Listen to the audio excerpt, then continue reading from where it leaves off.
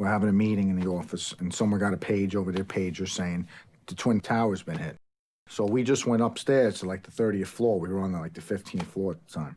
You could look out the window. Sure enough, we seen the north face of the North Tower. Big flames coming out of it, black smoke.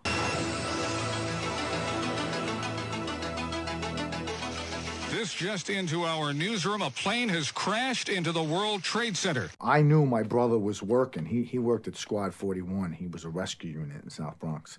So I knew he was working that day because I talked to him earlier in the day. Oh, my God, the building fell. Oh, my God, the building just fell. The entire World Trade Center on the South building just fell. We call some emergency rooms, try to call the firehouse. We can't get nobody. I'm like, you know what? Let me go get some of Michael's gear, and I'll go down. That is the second. That is the second tower. That is the second tower. Down. It's a huge plume of smoke that came out of the middle of the building, and then the building just disappeared in the smoke. When you got to 14th Street on the FDR Drive, it was like thick of smoke. You couldn't even see. Just dust. It was like you could smell it. You were just going right into the war zone.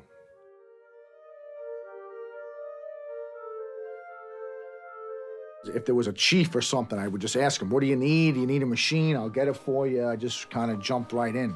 Used some of my, construction experience or, because it was chaos.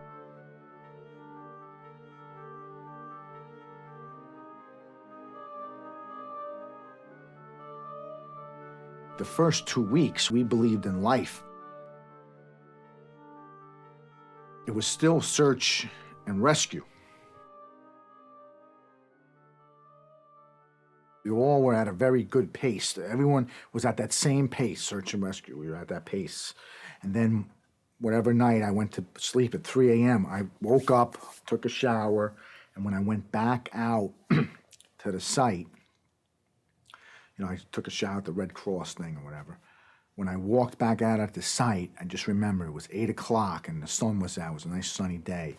And you could just tell the whole site was at a different pace. It was at one notch down, much slower. Like everyone just knew there really isn't no one alive now.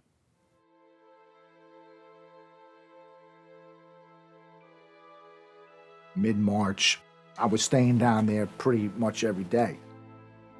I would call my wife, listen, it looks like we're finding a lot of people today. I think I'm gonna stay. And sure enough, I'm out there with them, and the machine digs up, and here comes this Halligan out. That's a crowbar that the firemen use. It has Squad 41 written on it. And I knew my brother was carrying the Halligan that day. So that was the one he was carrying.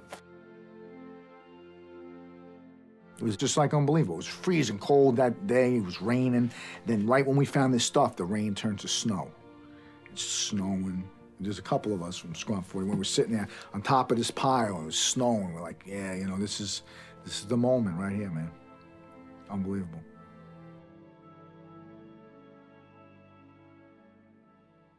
During the recovery, we spent a good year, removing debris. You were tearing things down all the time. Tearing pieces down, putting me on trucks and getting them out of here. Finally, we came to the phase where now we're going to be building things.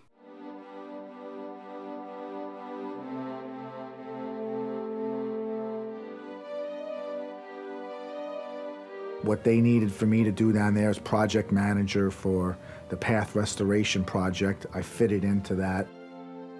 We actually were taking stuff and pouring concrete and putting metal onto it and erecting something out of the ground. Like we would say, out of the ground she comes.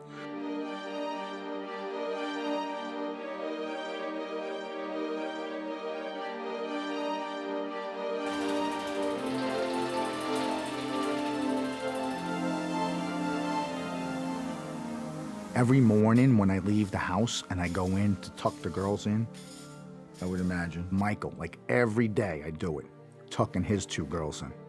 It's just like a funny feeling, like I'm tucking them in, but it's something like he's actually tucking his girls in at the same time I'm doing mine. I always think of that, because he missed out on that now.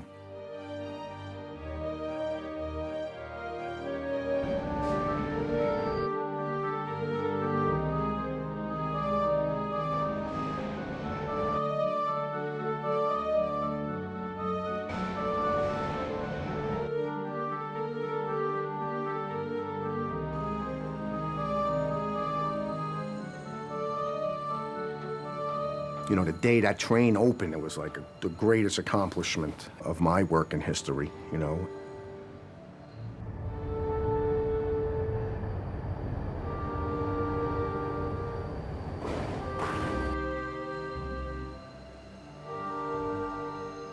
Today is it's a good day that, you know, this is phase one, or, you know, I keep saying it's phase one, but it's an accomplishment. It's finally working. You know, this project is done, so I feel really good. I know Mike's looking down, real proud about that.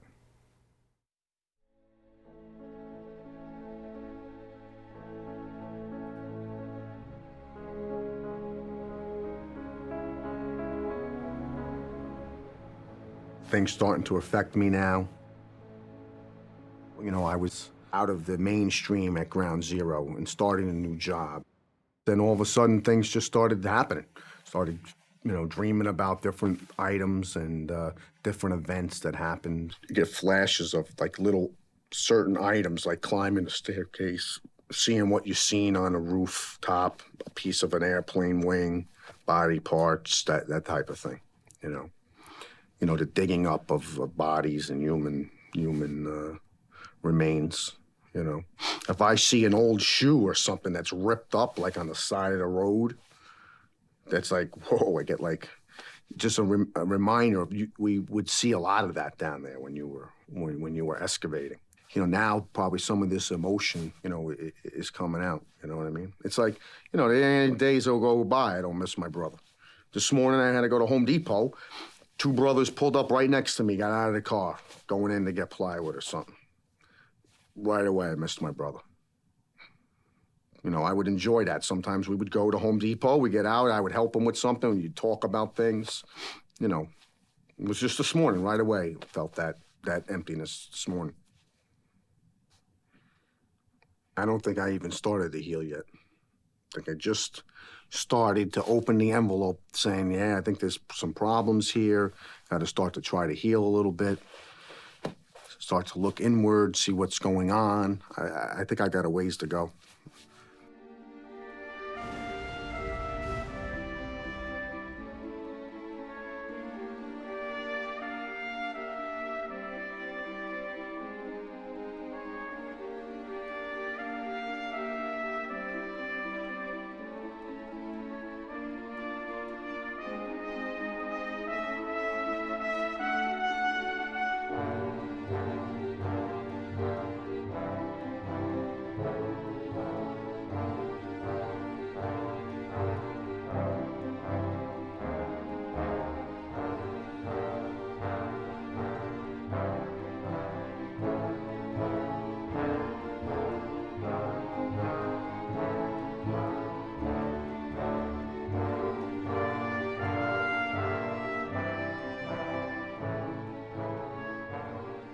Like you did last time? Huh?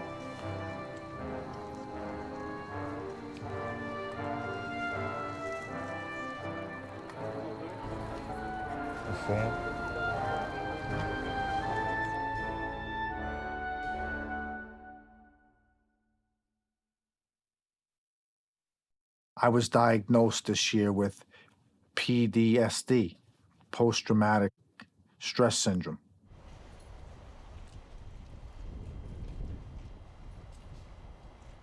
My eyes are very, very weird looking sometimes.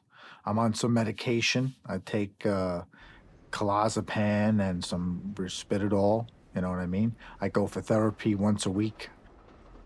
Some of the symptoms are like anger and screaming out and like, so like at work, You'd be yelling at the workers more. I was sleeping in my car because I was having arguments with my wife. So I'd sleep out in the driveway some nights. And then I had a new job, and you go in, you don't know anybody. Your feelings are all over the place. You're trying to get involved with new people and see how they react to you, and that whole type of thing. I think it's fate that I'm there at Ground Zero. The things that happened at my last job, why I left, was all fate for me to get down to Ground Zero again.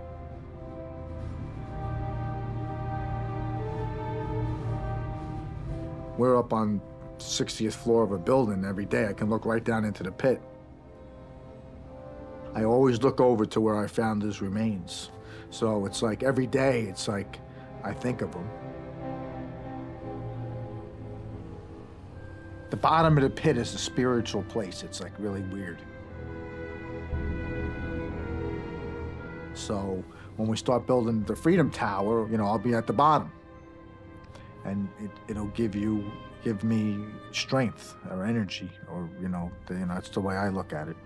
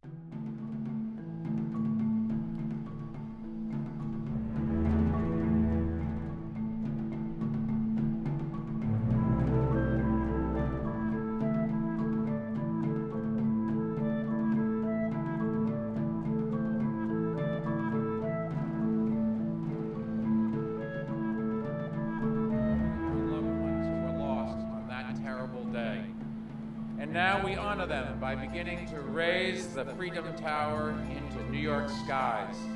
It will be an emblem of our city in concrete and steel. It will show New York City's determination to remember, renew, and rebuild. Inspiring, soaring, and undefeated.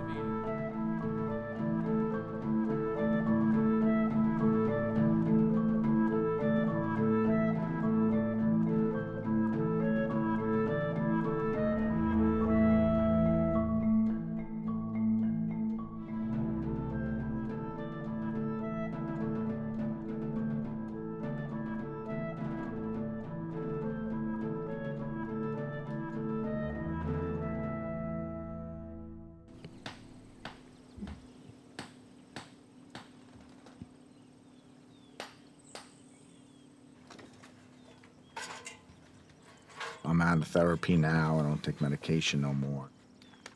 It's a curable thing, which is a good thing. It lasted a couple of years. So, I got over that now. This is my brother's fireman coat that I wore down to the site on 9/11. It's a little big. Yeah. Still have map of Ground Zero in there. Find out where the buildings fell. What else I got in here? Glove. Oh, this thing. A pen, this thing. What's this thing? The light I use to get around during the night and everything. What about this thing? Yeah, we use that. Put this on us in case we got trapped. And this? It's a pen. See, look. 9/12/01.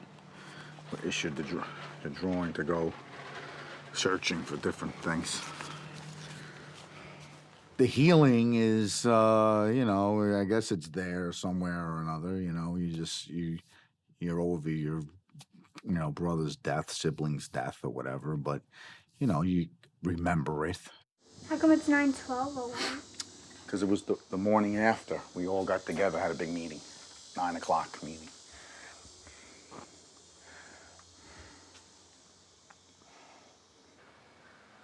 There's guys I worked with for a whole year.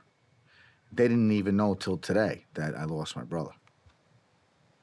Because when some of them were complaining about cleaning up. And I said, listen, do you know where you're working? Like 2,800 people died here, okay? And on Tuesday, all their family members are gonna come here.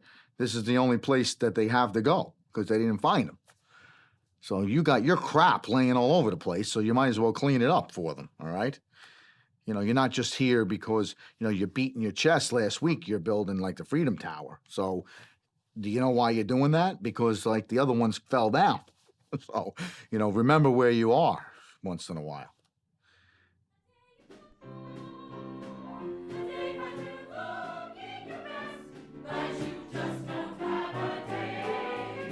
God bless my wife. She's been through a lot of stuff. She has been an angel for all the things that I've been putting her through. And, you know, she has sacrificed a lot of stuff. You know, early on, we were trying to have another child, and then 9/11 came, and that kind of blew all that out of the water type of thing.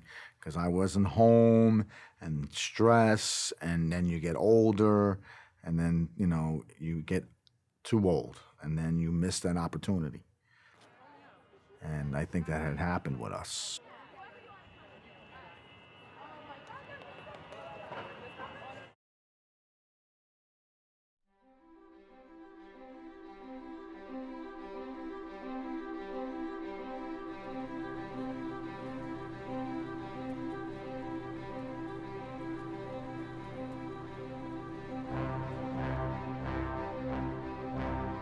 To be honest with you, you wake up one day and you realize, hey, my life's almost over, and you know, what am I doing here, and you know, where am I going with it? And you know, I've been on one thing focused so desperately. You know, what about the rest of my life or my goals that I wanted to do?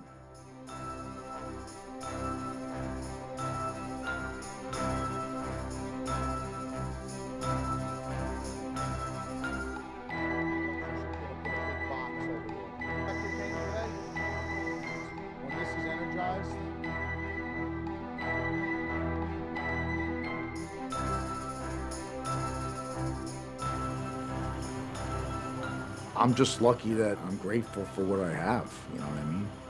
Eat or go down first? Hi. I have a job that I enjoy going to work, you know? I have a beautiful wife and family I can go home to. There's not a lot more you can ask in life itself, you know what I mean? Unless you're like the King of England. And I don't even know if he's happy guy.